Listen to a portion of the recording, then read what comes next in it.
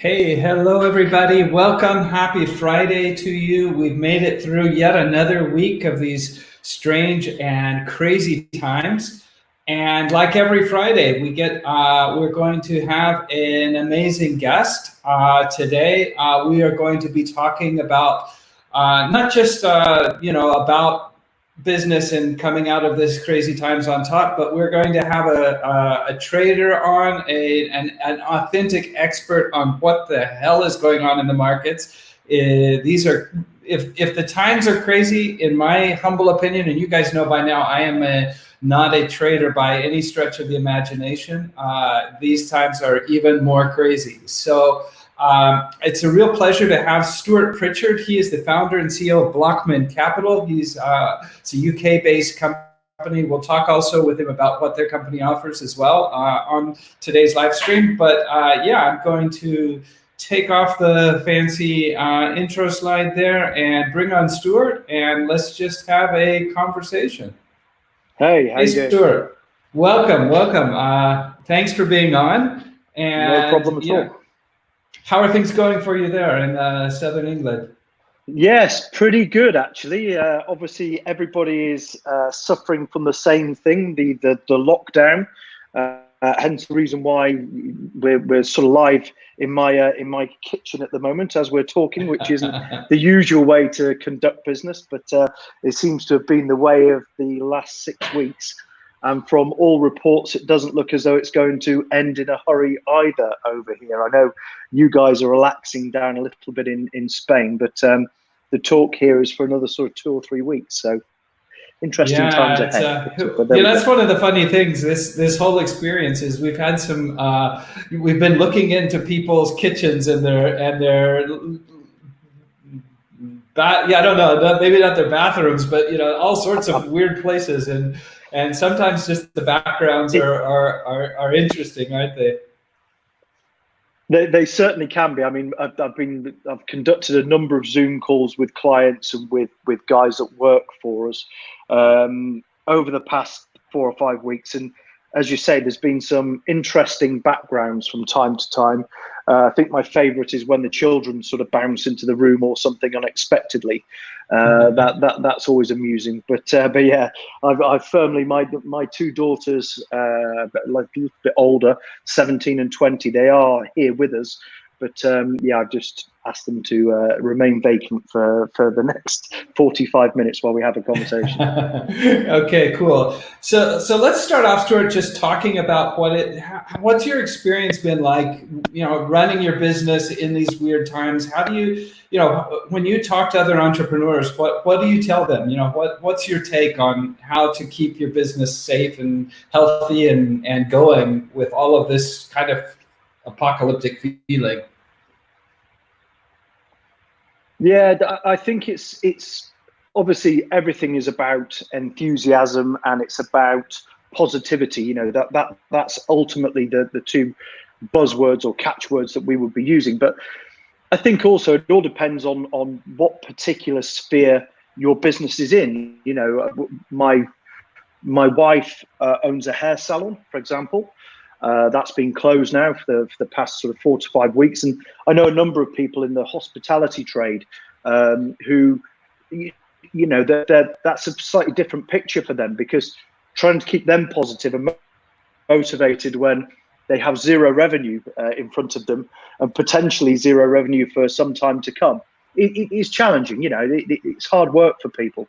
From our side, from an investment perspective, and certainly trading the markets perspective, okay, so the markets have been incredibly volatile recently, but you need prices to move in order to make money. The key to it is not to get caught out the wrong side of a trade, but it's keeping positive. From our side, it's weird because a lot of people are now sat at home, private investors, if you like, retail clients as they're classified in the UK, and they actually want to try and do something for themselves that actually makes things a little bit positive. They don't really want to just be sat at home licking their wounds and watching their equity portfolio sort of disappearing down the drain a little bit. They want to get a bit more active about it. So that's been good for us, but I'm also very conscious, just with my wife, for example, I'm very conscious that we're in the slightly better end of having to deal with this. Those poor people that they're at the other end, I sympathize completely with them. It must be really difficult. Yeah, it is, and a lot of it is like you say. There is a lot of it that is mentality, but there is a lot of it that there's a lot of businesses suffering right now. There's not, I say there's not really anybody who's probably saying, "Hey, this is great," unless you make masks or something like that. But it's funny because what you said about the markets, it's true. From your point of view, movement is probably the worst thing possible is a stagnant kind of market that doesn't do anything, because if it's moving, then it's there's energy in the market, and if you're really smart and you know how to handle it, then that plays to your advantage. I guess it also plays to disadvantage to a lot of people that aren't as clever. Yeah, for sure. I mean, a sideways moving market is dull. There is nothing you can do. The other side of that, though, is that there's very little risk on the table when the market's moving sideways. However, when the market starts getting lively, up or down, there are opportunities there, and it depends again on your sort of trading stance. There's the ability to short the market, to take a profit from the downside. Notoriously a lot more difficult to do than trading the upside. You have to have a certain mental predisposition to short the market. It's a bit of a tough ask. However, moving markets right now, it's certainly been good to us. Obviously, with the caveat that whenever you trade, there's risk. Whenever you place a trade, it can go the opposite way. Mm-hmm. But yeah, overall, a bit more interesting right now. Yeah, well, I mean, I always remember the Warren Buffett quote, that when people are greedy, I get scared, and when people are scared, I get greedy, right? I don't know if you could hear me there. Yeah, absolutely. It keeps breaking up a little bit, to be fair, but yeah, I can still hear you. But yeah, it's exactly as Warren Buffett said. Quite often, it's good to be contrary to the underlying feeling in the market. If people are scared, that tends to be the time that you should be getting involved. And certainly, we've found that over the past 6 weeks, the market has been very good to us because the fear is there. So people have sold out, and it gives you the opportunity to buy in. So here's just from a general market, kind of equity market sort of question for you then. I mean, everybody understood that when all this happened, the market crashed. That I think even silly people like me can understand. But give me a reason why it's come back, because the world isn't in a better place. Yeah. It's we haven't solved any problem. So why is it coming back? It doesn't make sense to normal people like me. Yeah, sure. So the reason very, very clearly is governmental intervention. You have, for example, in Italy, one of the worst places hit by this, they've already thrown 750 billion euros into their system. In the UK, we've already put aside 350 billion sterling. The US, literally just last week, signed a 4th bill that now brings their stimulus up to $3 trillion. Yeah, it's amazing. Trillion is a new billion. Where the hell are they getting? I mean, they're just printing it, right? They're just pulling it out of thin air, right? Absolutely. Absolutely the same as the credit crunch, the credit crisis back in 2008, 2009. The interesting part, if we just look at the FTSE 100, which is the one that obviously I concentrate on being here based in the UK, recovered back up to sort of 6,000 level from a 5,000 level. So a significant drop to the downside and recovered back up. But again, money coming in from the government. But as you quite rightly said, we haven't actually solved the problem here, and we haven't faced the fact that we've switched the economy off for a sustained period of time. And not just the UK economy, the global economy has been switched off for the last 6 weeks. That has to play out. We're now getting into companies releasing their first quarter earnings reports. British Airways, Boeing, EasyJet, Ryanair, any travel company. We saw Lloyds Bank, for example, post a 95% drop in revenue in the first quarter, 95% drop in revenue. That's not the second quarter. This is up to the end of March. Yeah. April, May, and June are going to be a lot more frightening again. And I think I'm curious to see whether this recovery is a dead cat bounce, as in, is the market going to roll over again now as companies start reporting the hard facts about how hard they've been hit? And I do worry, what other levers do the governments have now? They've slashed interest rates to basically zero. They've pumped billions, if not trillions of pounds and dollars into the market. What happens from here? What other levers have they got to pull to try and get things going again? They've kind of already pulled all the levers at their disposal. It's going to be an unusual time over the next 3 or 4 months, in my opinion, in equity markets. Yeah, because I think we're going to, inevitably, there are going to be companies that aren't going to make it, and probably companies with big names, in the travel industry, hotel industry. It just stands to reason. There's no revenue.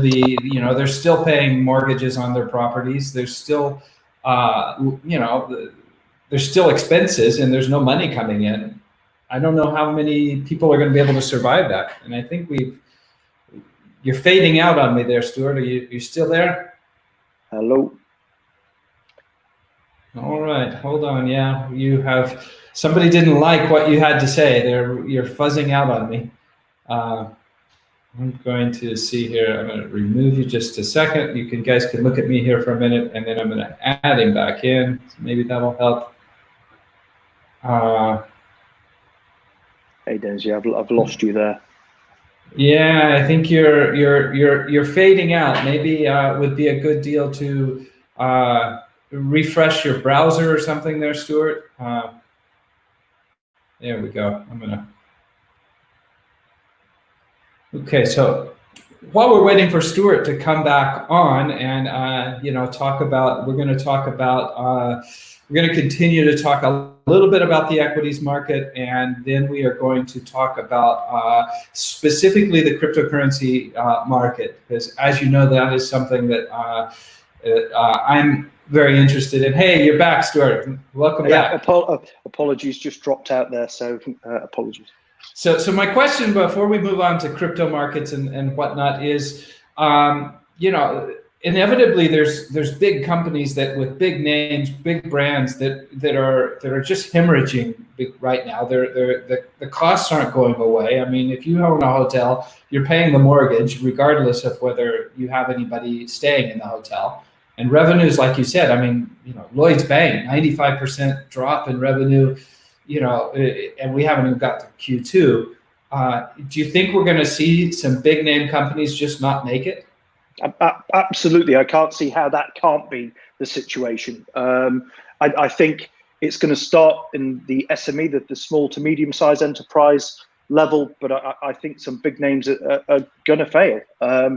The likes of Boeing, the likes of British Airways or IAG, that mainly Spanish now, but these companies are really going to struggle unless, again, they have a bailout from the governments involved. But I think, at what stage do you get to with that? The banks were one thing where we have to have a banking system. Allowing companies like airlines to fail sounds absolutely awful and terrible for the people that work there. But from a governmental viewpoint, somebody else will step in and pick those pieces up. So it's not like the banking system where everything's reliant on it. I just think there are going to be some big names that come crashing down here, unfortunately, which is just awful for all those poor people that are employed by it and the services that they provide to other people. And then the knock-on effect, the domino effect of, if you look at airline companies, they have catering companies that tend to be independent, that provide the food for the flights, etc., etc. and a whole list of things in the domino chain that are going to get affected by this. So yeah, it's going to be very far reaching. And as you quite rightly said, we're really not at the end of this. We don't know if there's a second wave coming. We don't know if there's going to be a second lockdown in other places. Everybody's kind of approaching it slightly differently. The UK has one stance, Germany has another, Sweden has yet another, Spain has yet another. So whilst everybody's desperately trying to sort this out, who knows which way works? Is it Sweden where you do nothing, you don't put a lockdown in at all, or is it Spain where it's a really severe lockdown? I think only time will play that out, and we'll see where we are. Yeah, I think it really is. It's the uncertainty is what's really I think that really worries. It makes everything hard because you really don't know. I mean, we can all look and see that there are leaders that have done better jobs than others. That we kind of all know, but answers, nobody really knows. It's all, it's who would want to be a prime minister or right now, or a president right now? What a poison chalice that is to pick up. And I think every government is having a go. One thing that certainly comes across from just conversations with people in different countries, it's not like anybody's kind of just ignoring this. To use a bit of a term, they're throwing the kitchen sink at this. Imagine being the prime minister that says we're going to switch the economy off for 6 weeks at least, maybe even 12 weeks. That takes one hell of a decision to make that. That's an incredible decision to make. And what's actually been really quite heartening here in the UK, and I don't know how it's been so much in Spain. Andrew's, my brother, who lives in Spain, has explained a few bits. But over here, it's kind of, the government said, look, we're shutting the economy off. And we all went, yeah, fair enough. That's exactly what we need to do to try and get on top of this thing.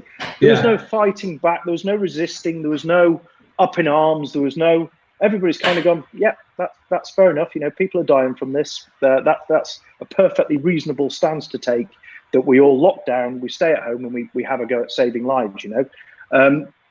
That's really heartening, the way that the sort of community spirit has gone up. Even where I live, my neighbours, we're taking a lot more time now to speak to each other and ask how we're all doing, and making sure that everybody's got what they need, etc. There's a lot of positives here. I mean, obviously, it's tragic what's happening within the virus outbreak itself, but the heartening stories about the community and the positive outlook that's coming about from it, it's really, that's pretty cool. Yeah, I've said the same here on quite a few of these live streams, that here in Spain, people have they've taken it in stride, and they're following the rules. There's not a whole lot of when you would look out the window. I can take the dogs out every when they need to go, but there's nobody out there other than the other people taking their dogs out. I mean, it's they're doing a good job. I mean, whether or not it's how many lives has it saved, we don't really know, but I mean, we sure as heck know the number that we've lost, and it's scary. So I think that's kind of what's keeping that community spirit going, is that I mean, we're all you don't really have a choice. You either do it right, or the consequences are kind of unimaginable. Yeah, you're absolutely right, and I think everybody is abiding by it, and everybody is aware. Certainly over here, the amount of coverage that's given to this whole situation, it's literally constant, 24/7. We have 5 terrestrial channels that we follow, and at any given time on one of those terrestrial channels, there will be an hour-long talk about coronavirus, what's going on, how it's affecting people, etc. So everybody is ultra aware of how important this is. And as you say, who knows how many we've saved, but you're very correct in saying, we know very, very clearly how many people are suffering from this. So yeah, it's one of those things. I think everybody has just gone, yeah, this is fine, we'll deal with this, we'll come out the far side. Whether the V-shaped recovery, going back to a little bit about sort of economic side of things, there is a lot of talk here about a V-shaped recovery when we switch the economy back on. Again, I just don't quite see that. I think people, I think their habits have changed. Certainly going to restaurants, going to bars, going to cafes. I just think that it's not going to be the V-shaped recovery that everybody's hoping for. I think people will be a lot more concerned and perhaps making sure that they've got a bit of rainy day money in their pocket rather than going out and spending it pretty much straight away. So we'll see. I might be wrong, but it feels like people. I tend to agree. I don't think either that this is going to be snap your fingers and we're going to go back. I mean, I've been saying this all along year. From an entrepreneurial point of view, business owners have to be thinking about we're not going back to 2 months ago. It's not going to happen. So you have to start, reframing your position, your messaging, your marketing, everything that you do in your business.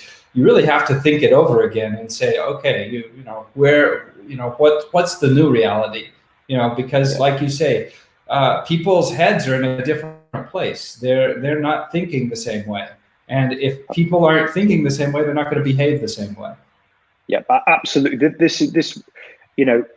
Habits take whatever it is, 21 days to form or whatever the number is. But the reality is we're retraining, going to the supermarket and just sort of mingling through the aisles, or going to the bar and, you're shoulder to shoulder at the bar ordering a drink or something.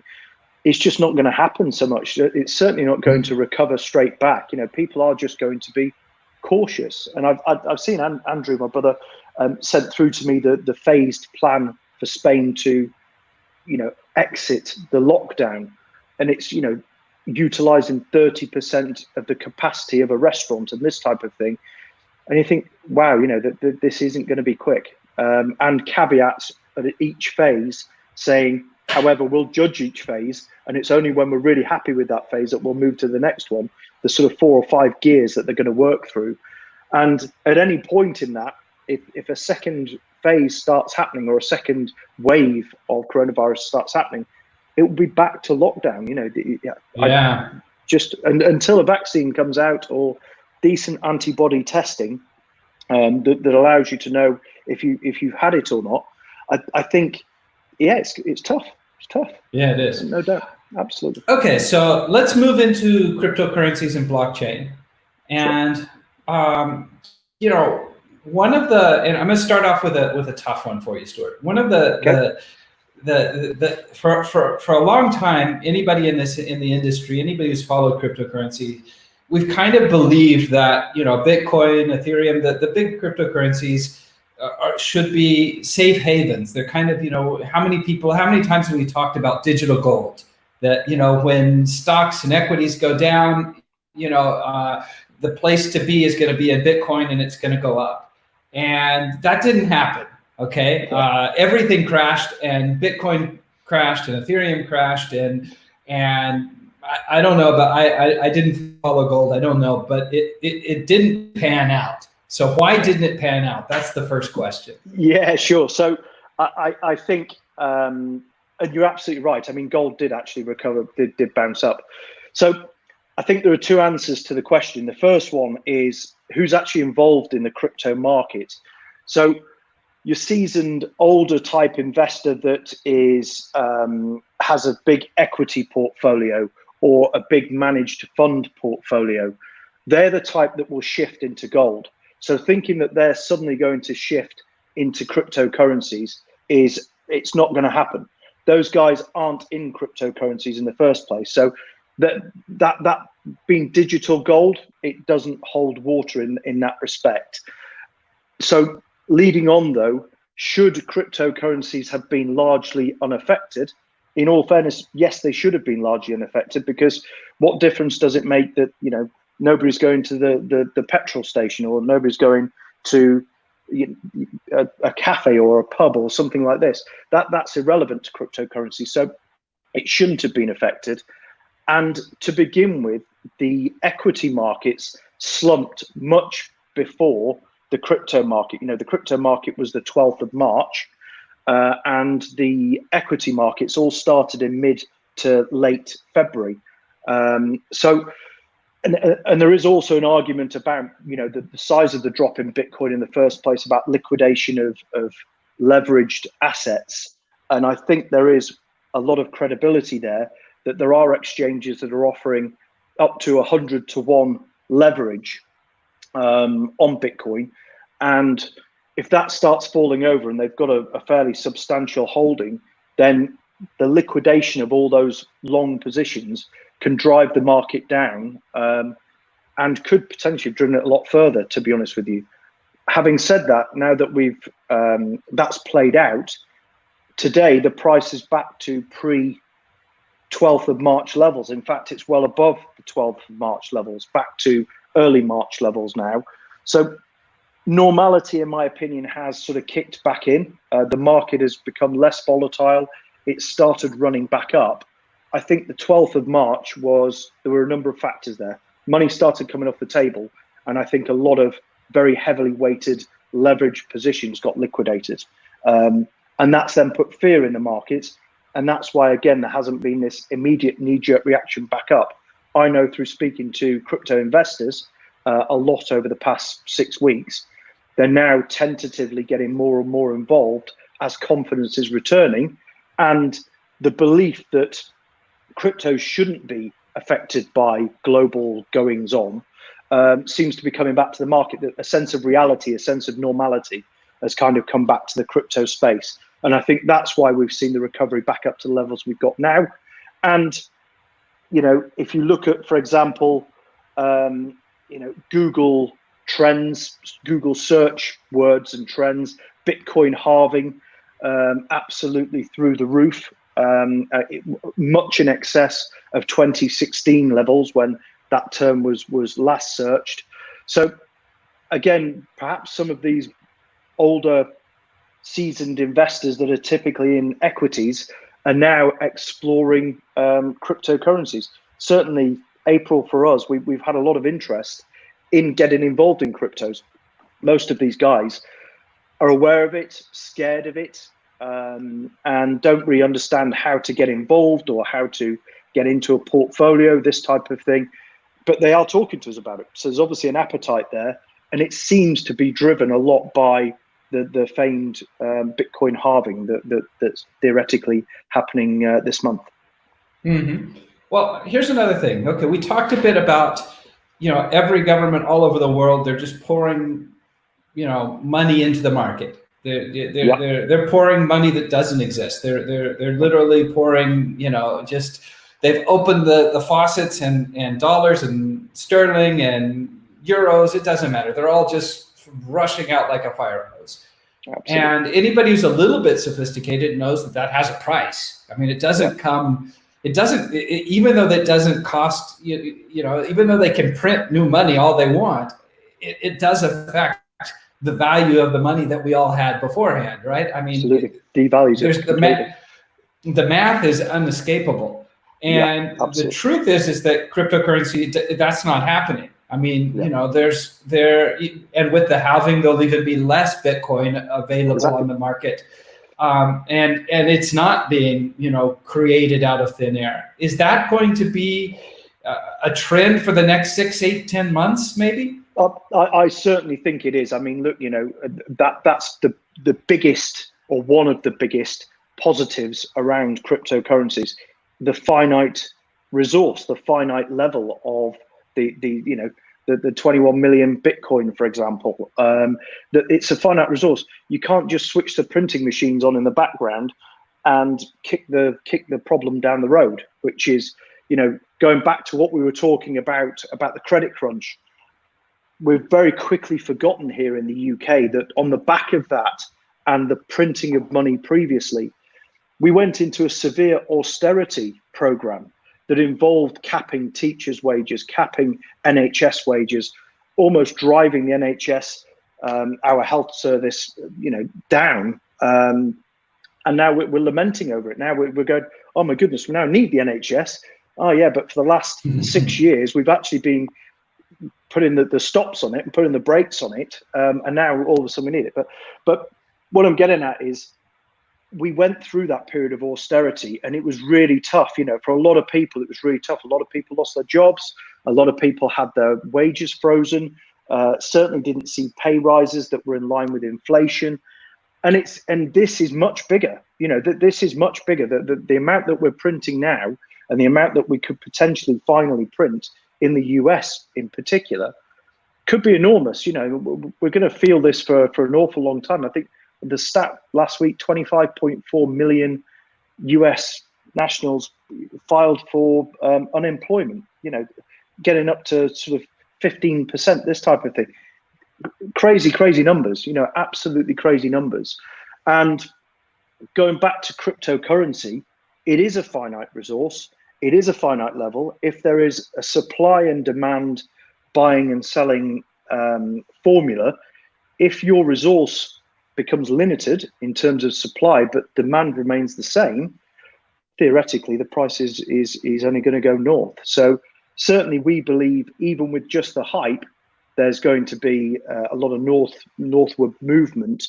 But I don't think it's going to be just sailing upwards and upwards without any sort of sharp corrections as well. The crypto space notoriously can give you a little bit of a side shot, should we say, just when you're least expecting it. Oh, definitely can, yeah.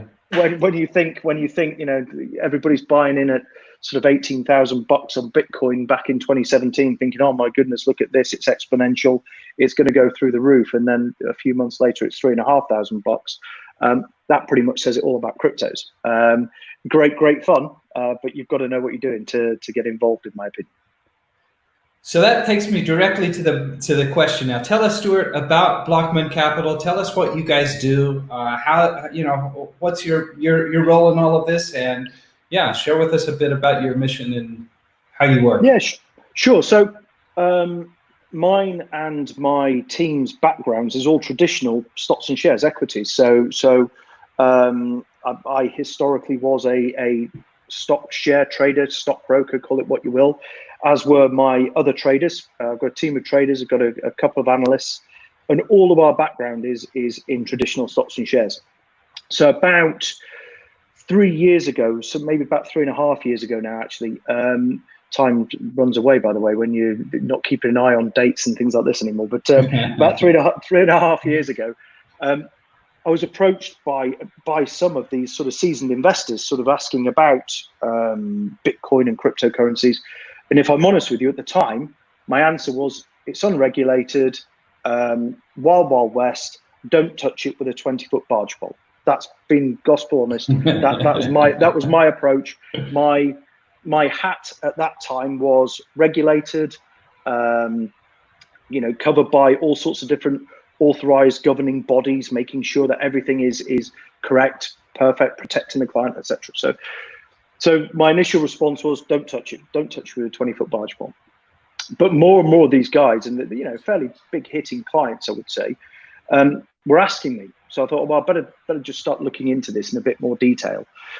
So we formed a bit of a fund ourselves, put a bit of skin in the game, so to speak, and started trading it on the likes of Binance, Bitfinex, Bittrex, this type of thing, and applying the old-fashioned, tried and tested techniques from the stocks and shares world. It could be swing trading, it could be RSI divergence strategies, all sorts of different bits and pieces that the analysts push forward, by the way. The analysts stick to the discipline. The traders tend to take a slightly more, should we say, passionate view rather than a disciplined view. But we applied these strategies to a degree of success.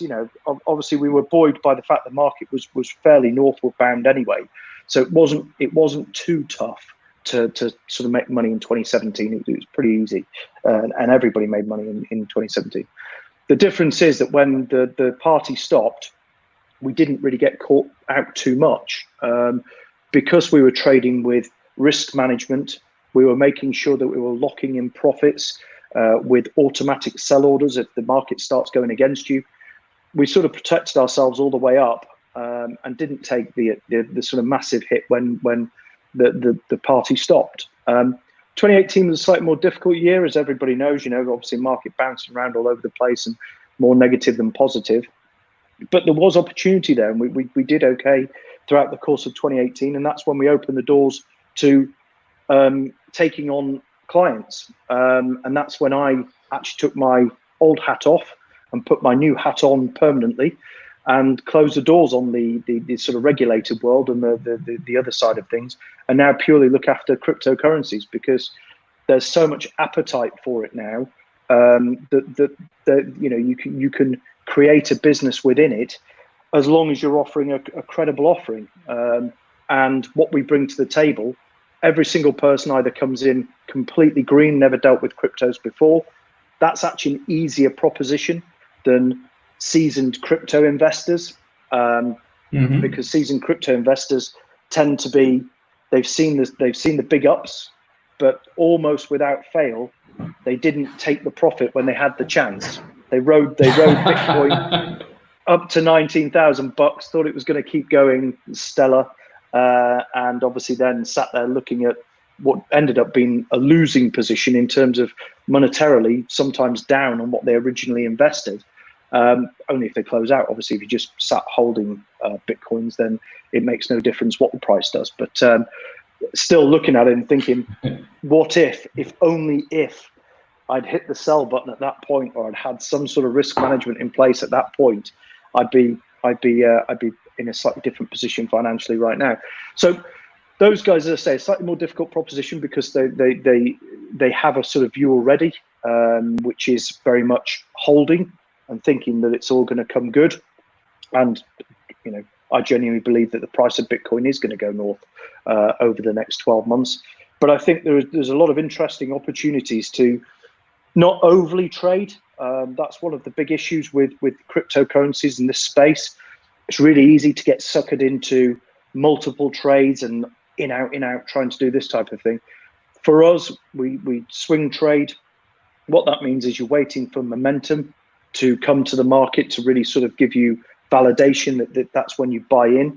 And then you buy in and you trade up, and you simply put an automatic sell order in behind the trade as it goes. And eventually, when crypto does what crypto always does and catches you out and drops sharply, it kicks you out and you bank the profit. Our philosophy is obviously trying to gain value in the sort of account, if you like, a client's account, but also trying to amass further crypto. So, if you buy Bitcoin at $5,000 and you sell it at $10,000, and then it drops back to $5,000, you're buying 2 Bitcoin. So it's a very, very simple mathematical formula there. It doesn't quite go to plan like that, but it'd be lovely if it did.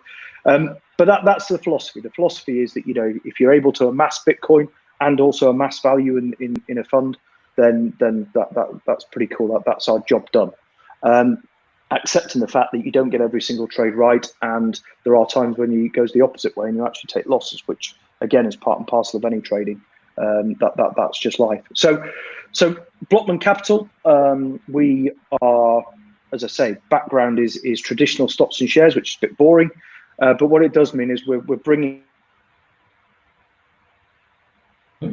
I think Stuart, you're cutting off again. Hold on, I'm not sure if you can hear me. Bit of a connection problem here. I'm going to bring you out. Hopefully we can get Stuart back on here just for a few more minutes. See if you're...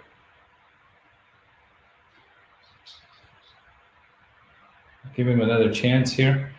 What I can say is that the last couple of questions I had in my list are just, to tell us a little bit about the background of the company and reassure our people listening in, why Blockman Capital is a good choice for running your portfolio. So let me see. Hey, you're back now. Again, apologies. It's having two older having 2 older children in the house does mean that they're downloading things on multiple devices all at the same time. which essentially knocks the Wi-Fi router over far too frequently. Why they have to download on multiple devices, I have no idea, but there we are. That's part and parcel of having older children, unfortunately. But there we are. That's right. So you were saying, you were just about to tell us just a little bit about Blockman and about, I was saying I'd like for you to tell us just a little bit about, why you think people should feel comfortable, reaching out to you and saying, hey, I'm interested in blockchain and cryptocurrencies. Don't know exactly, I'm not, either I am a seasoned trader or I'm not, but how do we, why should they feel comfortable? Yeah, for sure. So the reason being is that we use a disciplined approach, and that's first and foremost what we're about. So it's a 24/7 market. Unfortunately, it's also a 365 day of the year market too. And what that means is, quite often we'll get big movements when the Asian market is live, which is the early hours of the morning for us. So we always have a set of eyes on the markets at any given time. I also draw the short straw in that respect, and I sometimes have those nights where I'm in front of the screen from midnight through till 8 a.m. So we bring a disciplined approach. We apply tried and tested strategies and techniques. And what we're trying to do is not bet the house on red and try and hit it out of the park. We're trying to give nice, considered, steady returns way in excess of normal markets, equity markets, managed funds, etc., because we're trading a lively market. So we'd expect to seriously outperform any other sort of investment. But with the important bit from a seasoned investor is mitigating the downside risk. It's those guys that hold Bitcoin and hope that it's just going to go north in value, when we know from experience it often doesn't do that. And it's making sure that you close that out at the right time, get back to a stable coin, USDT, whatever you need to get back to in order to amass further Bitcoins as the price drops back. So yeah, a disciplined approach and 24/7 eyes on the market, I think are really sort of worth their weight in gold. I totally agree. Well, Stuart, thank you very much. I think we're good now. Thanks for being on. I thought it was a great conversation. I've enjoyed it. No problem. Yeah, me too. If anybody has any questions, leave them in the comments on the LinkedIn video. Give us a like, and I'll do my best to answer, or I'll get Stuart to answer. If it's something to do with trading, it'll definitely be him, because I am not the person to talk to. And yeah, really nice to have you on today, and I appreciate it. Thank you very much, Dennis. Really appreciate you asking me to be on. I really appreciate it. Okay, thanks a lot. Have a great weekend. Have a great weekend. Cheerio, my friend. Bye-bye.